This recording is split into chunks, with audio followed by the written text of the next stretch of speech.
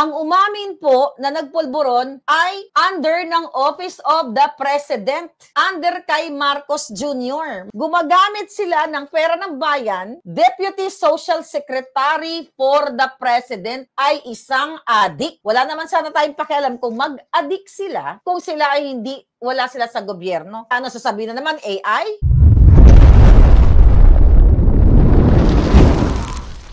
Pilit na kinakalimutan itong issue na ito tungkol sa pagkamatay ni Paulo Tantoco, na asawa ni Dina Arroyo Tantoco, na appointee ni Marcos Jr. bilang Deputy Social Secretary for the Bangag President. So niho, walang statement ang gobyernong Bangag, ang gobyerno ni Marcos. So kaya naman mga kababayan, ang inyong palanggang Maharlika, kaya naman gusto talaga akong ipagurgor o ipapatay ng mga hayop dahil sa mga ginagawa kong buwis buhay. Natatandaan ninyo, ako, din sinundan ni Dean Chase, ang naglabas ng issue na kung saan na sinasabihan pa tayong fake news noon na si Paulo Tantoco ay talagang namatay siya dahil siya po ay gumamit ng favorite din na ipinagbabawal na polvoron ni Marcos Jr. At hindi lang yan, umamin mismo yung kanyang asawa. So ito, mga kababayan, pinapakita ko lang yung timeline sa inyo. Para magkakaintindihan tayo, pinapakita lang natin yung timeline. Ngayon, kung naalala ninyo, mga palangga, ay nag-request tayo ng report sa Beverly Hills Police. Okay? So, nag-report tayo. Papakita ko lang yung mga papeles. Ito, hawak ako yung mga papel. Wait a minute. Just to, bigyan ko kayo ng timeline. Noong April 21, ito yung report sa atin ng Beverly Hills na kung saan nag-request tayo ng investigation ay ng record ng kanilang pag-investigate. So ito na nga ang pinakita sa yan ang nilabas na ito din ng mga media, pero at tayo ang unang naglabas nito. So ayan yung binigay sa atin ng Beverly Hills Police na sinasabi dito, on Saturday, March 8, 2025, approximately 11:30 hours, officers were dispatched to the Beverly Hilton Hotel regarding a person not breathing. Officers entered the room and observed hotel security performing chest compression, Then eto hindi pa buo. So actually ito yan, is snail mail. So that's from where? County of Los Angeles. Email lang pala yan. So ang ginawa ko, sumulat tayo, ito yung mga envelope na pinagdala sa atin. No? Ito ay sumulat tayo sa coroner's, certified pa nga, coroner's office para manghingi, nagbayad pa tayo dyan. Ayan yung kanya, para lang to prove, yan yung galing sa coroner's office, yan yung unang envelope. Mamaya isa-isahin natin yan. Then ito yung latest envelope na pinadala sa akin. Ito yung pag-uusapan natin. Alright? So ayan. Sinandyan sa akin under my name. Okay? So ayan yung registered mail. Ayan, kahit i-check nyo yan. Certified mail pala. Ayan, galing sa coroner's office. So itong mga dokumentong ito, binayaran natin to. Kaya tayo ay nakakuha nito. Okay? Ito yung actually yung resibo natin from the County of Los Angeles Coroner's Office. Ito yung unang receipt. Okay, na binayaran natin $49. Ready to process. So, orders completed. Ayan mga kababayan. Yan. Okay, yung mga bagay-bagay na yan. Right. So, hindi ko papakita. Ito naman ang na-obtain ni Dean Chase. Ito naman na may mga redacted, Ito naman yung na-obtain niya. Pinag-match ko actually. Bago tayo nag-live, pinag-match ko yung mga information. Pero siyempre, hindi yan 100% magmamatch kasi iba yung coroner's report, iba yung police report. Ang coroner's report, nagpo-focus lang sila sa katawan ng decedent o yung namatay. While yung police report ay tumututok sa kung may foul play, kung sino ang mga sangkot sa crime, yung mga ganon. Okay? This is from Beverly Hills. Then, eto na tayo ngayon, mga palangga. This is from Beverly Hills. Now, punta tayo dito. And this is it. Binigay lang natin yung timeline sa inyo. So, eto, mga kababayan, ito yung sinend sa atin, nakakatanggap lang natin the other day.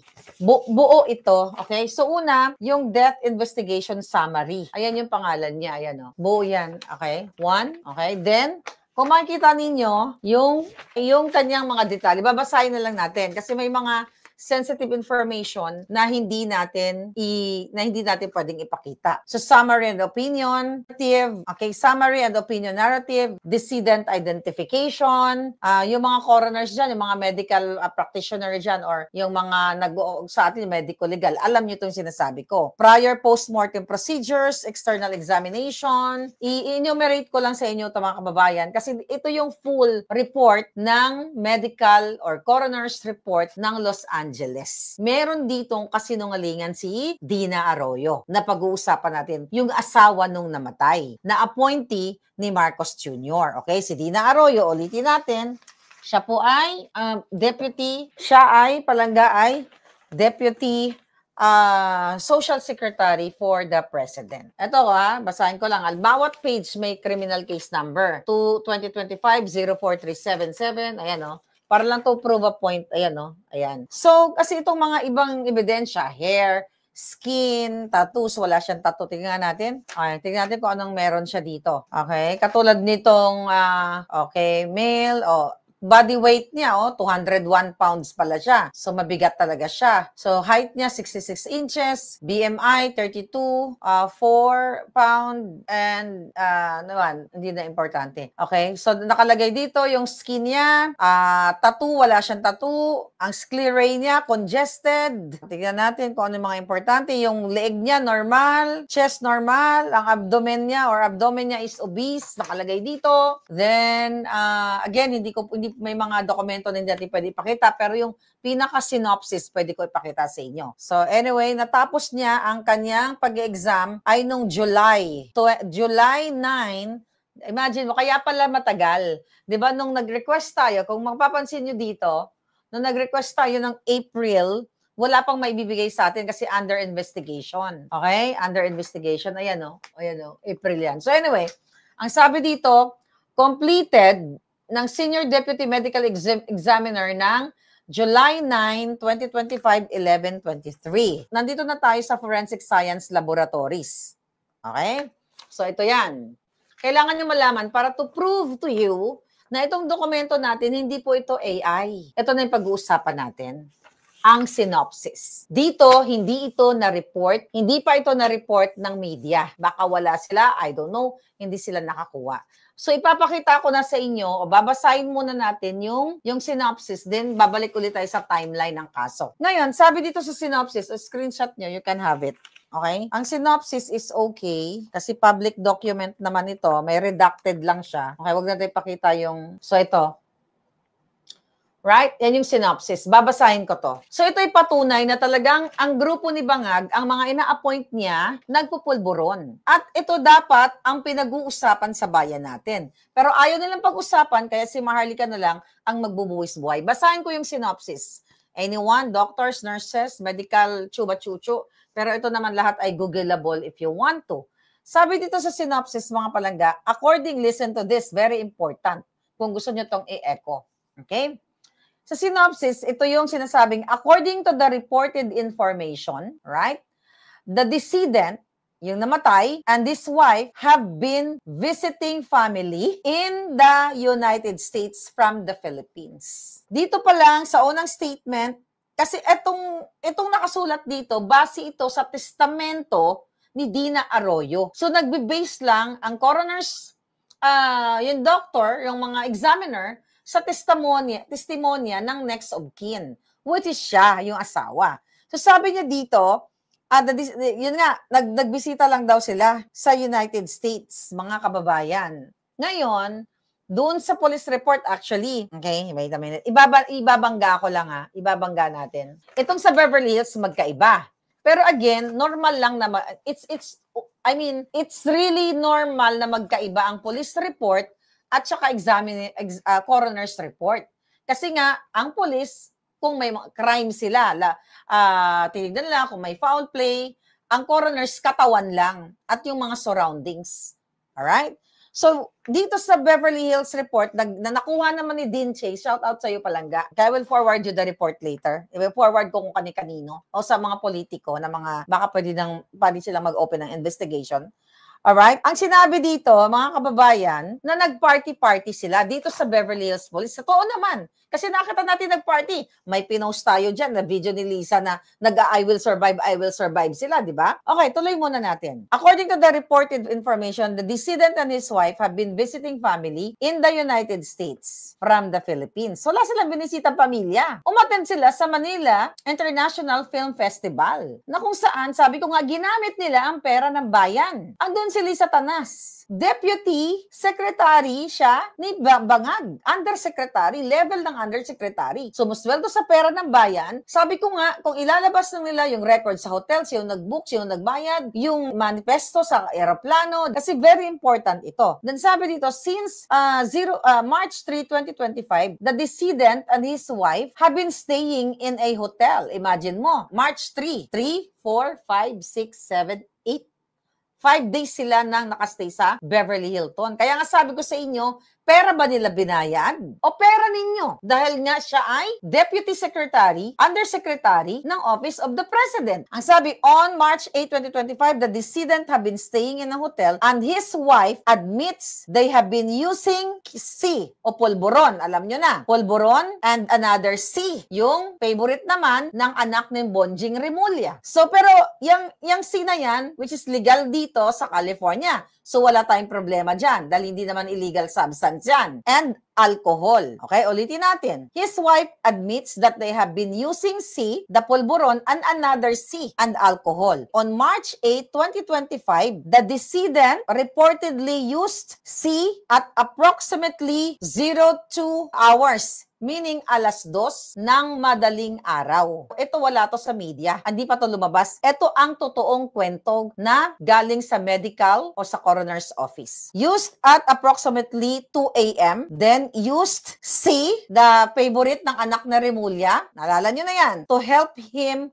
fall asleep. At approximately, okay, gumamit daw at approximately 3 a.m. or 4 a.m. Alas 4 ng madaling araw. Yun ang sabi ng asawa. The decedent's wife believes he got up at approximately 11 hours, alas 11 na ng umaga. She admits that decedent was in the bathroom and she cannot confirm or deny if he used D while alone in the bathroom. Medyo, tignan mo sinabi niya nung alas 2 ng madaling araw, umamin siya na gumamit sila ng double C at nagtumungga pa sila. Pero nung alas 11 na, di ba, ng umaga, she admits that the decedent was in the bathroom and she cannot confirm or deny if he used D while alone in the bathroom. She woke to the decedent coming out of the bathroom and stating he did not feel well. Okay? Ang sinabi dito, alas 11. Pero di ba ang report natin, 7 hours bago sila tumawag ng medic. Yun ang unang sinabi sa atin ng mga kasama nila doon sa pinangyarihan ng krimen, ng polvoronic noong March.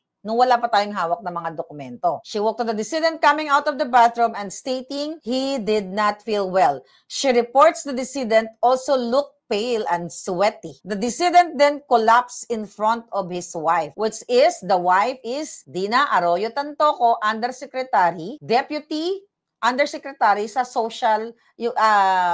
Office of the President. The decedent's wife called the front desk of the hotel for assistance. Reportedly, hotel staff provided resuscitative measures until police arrived, who provided resuscitative efforts until paramedics arrived. Beverly Hills Fire Department Rescue Ambulance number 1 responded, and paramedic Guinea, okay, yung apelyido, Guiney.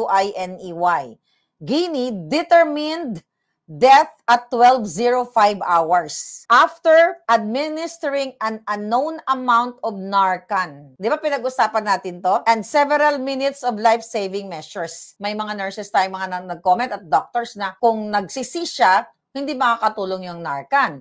Pero usually, binibigay naman talaga yung Narcan, life-saving siya kasi baka merong Fenta o kung ano-ano pa. So ito'y nakalagay dito, dokumentado ito. Yan ang sinabi yung mga commenters natin nung March. Now, sabi dito, there was no reported traumatic injury or suspicion of foul play. An external examination performed at scene revealed the decedent to be in fair condition with no discernible evidence of external trauma. An oral airway was seen in his mouth and intraosseous port were seen in his left shoulder and right shin. Ito, defibrillator pads were observed on his torso. The decedent was cold to the touch. Lividity to his back blanched with light pressure, but no rigor mortis was observed. Police discovered multiple plastic baggies of an unknown white powder in the decedent's nightstand drawer. Sa police report, yung kay Dean, ito hawak ko, ang sinabi dito sa police report actually, meron ngang mga white powder. Pero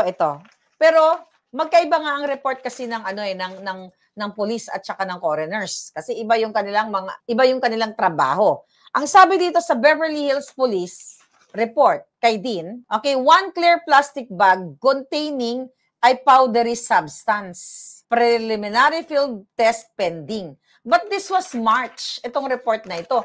Itong report na binabasa ko from coroners, July 9, natapos ito. Na-complete ng medical examiner. So nakita nyo, nagja-jive sila. Although hindi identical ang report, which is impossible to be identical kasi iba nga ang coroners, iba ang police. Ang sabi dito, di ba yung kay Dean, 3 used syringes containing residue suspected to be, alam mo na. Now, tuloy natin yung sinabi dito. Police discovered multiple plastic baggies of an unknown white powder in the decedent's nightstand drawer. Okay? Well, doon sa una, umamin siya na tumira sila. Alas 2 ng madaling araw, tumira sila ng double C. Coca-Cola at saka para lang, polvoron at saka yung favorite din ng anak ni Ombudsman, yan si Bonjing Remulla.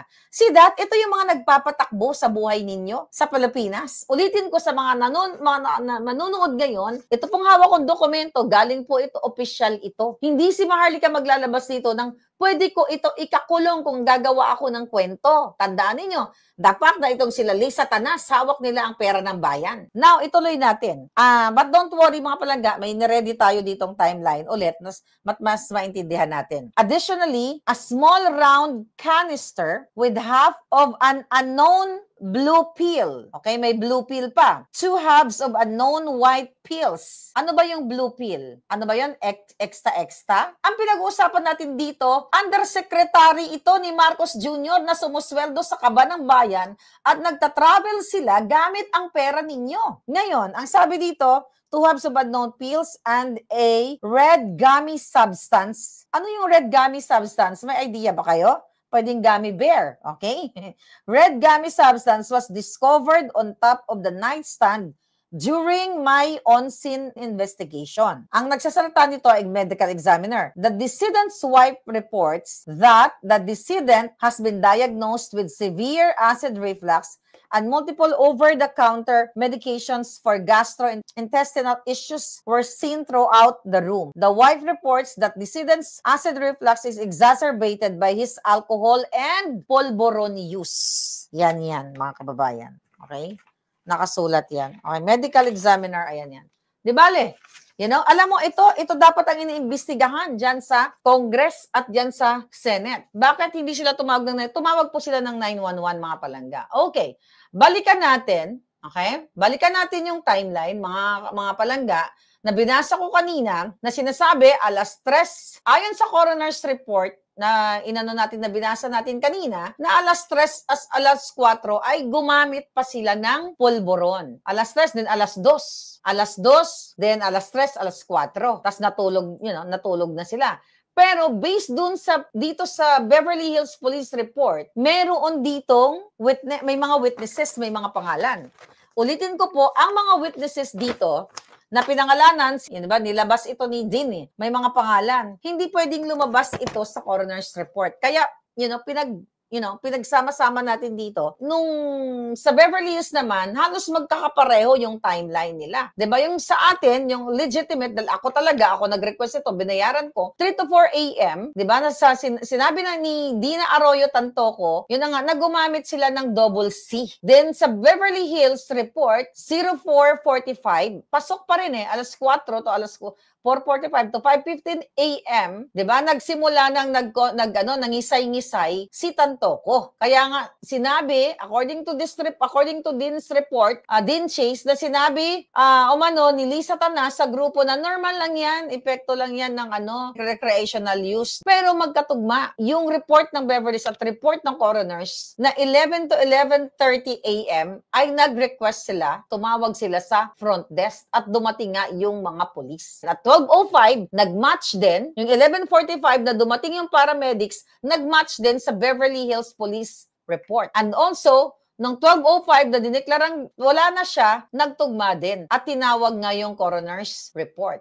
So lahat mga kababayan, yung time of death, nagtugma lahat. Ang tanong ng bayan dito, bakit hindi sila nakulong? Bakit hindi nakulong sila Lisa Tanas? Although, syempre sa coroner's report, hindi makakasama si Lisa Tanas. Pero sa police report, nakasama siya based doon sa inilabas nga ni Dean Chase na unang report. Ang question natin, bakit walang nakulong? Bakit hindi natin alam? Kasi hindi naman sila talaga nagsalita, di ba? Kasi umamin si Dina Arroyo na talagang sila ay suminghot at sumipsip ng double C. Pero meron nga siyang kasinungalingan na sinasabi niya dumalaw sila sa kamag-anak nila dito. Hindi totoo dahil documented yan. Pumunta sila dito, entourage sila ni Lisa Tanas. Pera ng bayan ang kanilang ginamit dahil sila ay mga tao ni Bangag o deputy secretary nga o undersecretary nga, ito si Dina Arroyo. So ngayon nagsinungaling siya doon. Dahil nga controlled substance, itong pulboronic na ito, mga kababayan, whether sa Pilipinas o ito sa Amerika, magtataka tayo, di ba? Bakit hindi nakulong? Umamin na siya Nagumamit siya. At nakita doon sa coroner's report na meron mga white powdery doon, di ba, binasa natin kanina. Based sa ating research, hindi pala siya automatic na ikukulong. Right there and then, na ikukulong siya dahil siya ay nahulihan doon or umamin siya. Ang sinasabi dito, sa mga na-research natin, although na umamin siya, hindi siya basta-basta ikulong kasi nga, kailangan pang merong witness corroboration. Meaning, kung ilan sila doon, at dapat mag-positive siya sa pulburon test. Ngayon, ang question natin, pinulburon test ba si Dina Arroyo? Yung mga kasama ba niya magwi-witness ba? Kasi hindi siya maaresto kung walang nagkaso. And another thing, kung sila nga ay pumunta bilang taong gobyerno, meron siyang diplomatic immunity or temporary immunity, which yun yung inulat sa akin. Ibinlag ko yun na tinawagan ako ng mismong kasama nila, kaya hindi nakulong si Lisa Tanas. At ang mga kasama, di umano na involved doon, na mga nabanggit doon sa Beverly Hills Police, mga palangga, ay mayroon silang immunity. Kaya hindi sila nakulong. Kaya nga dapat talaga, ito ay imbestigahan ng PDEA at ng Department of Justice kung mayroon tayong matino na gobyerno. Kasi ang ginamit nila, ang kapangyarihan ng gobyerno, ginamit nila ang pera ng bayan at nagkandamatay sila dito sa pagtitake ng pulburon, mga palangga. Now, okay? Ano ngayon ang gagawin natin? Dapat sila ay talagang mapanagot. Mapanagot sila kasi even though, alam niya ng mga abogado na umamin, di ba? Umamin si Dina Arroyo na siya palangga ay gumamit, hindi naman siya napulburon test during the time. Yun nga, walang witness. Walang nagsabi na, yun na nga, talagang tumira yan, di ba? Inirereklamo ko siya, di ba? Hindi magkakaroon ng warrant of arrest. Kasi sabi dito sa 4th Amendment ng US Constitution, hindi porket sinabi niya na, yes, gumamit ako ng pulburon, ay huhulihin na siya. Dapat mayroong follow-up investigation, talagang kailangan ay masusing investigasyon, may magrereklamo talaga. Although illegal yung ganyang ginawa, may pananagutan siya, pero ang tanong, may nagtestigo ba? Bakit hindi siya nakulong? Kasi definitely, mayroon silang diplomatic immunity. Yun yung challenge sa atin ngayon. Pero meron tayong pwedeng gawin. Okay? Ano ba mga pwede natin gawin? So dahil doon sa coroner's report kanina,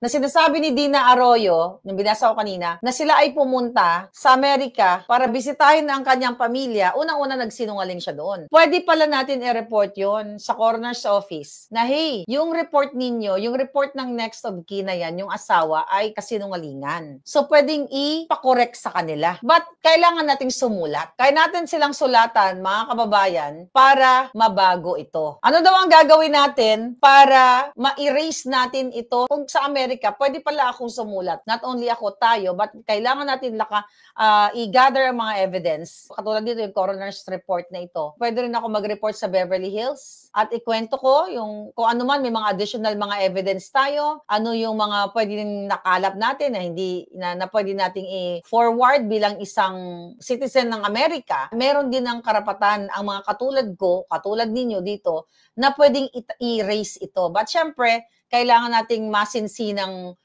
documentation ito. At dahil nga, pwedeng magkaroon talaga ng kaso dito si Lisa Tanas. Well, ito muna si Dina Arroyo dahil siya talaga ay umamin. Dahil yun na nga, umamin siya talaga na sila ay sumingot. Pwede tayong mag-submit. Pwede ako mag-submit ng mga supporting evidence, testimonial o kung ano pa dito sa DEA para sabihin kung ano talaga yung nangyari, kung may mali sa report na sinasabi niya, bumisita lang daw sila sa kamag-anak nila. So, hindi totoo. Kasi kitang-kita natin publicly na Manila International Film Fest sila. May mga artista. Pumunta pa ngayon dalawang council ni Mel Robles kasama ni Lisa Tanas. Sa mga hindi masyadong busy dyan na nandito sa Los Angeles o nasa Amerika, pwede natin to erase sa Department of Justice. Pero kailangan lang natin i-gather itong mga dapat nating ipakita sa kanila. Totoo ba? Kung pwede nga tayong makakuha kung sino ang nagbayad ng hotel, Philippine government ba, manifesto. Kung may nanonood dito na record na kayo ay nasa manifesto at sukang-suka na kayo sa gobyernong bangag na ito, baka pwede nyo i-forward sa akin sa Maharlika Network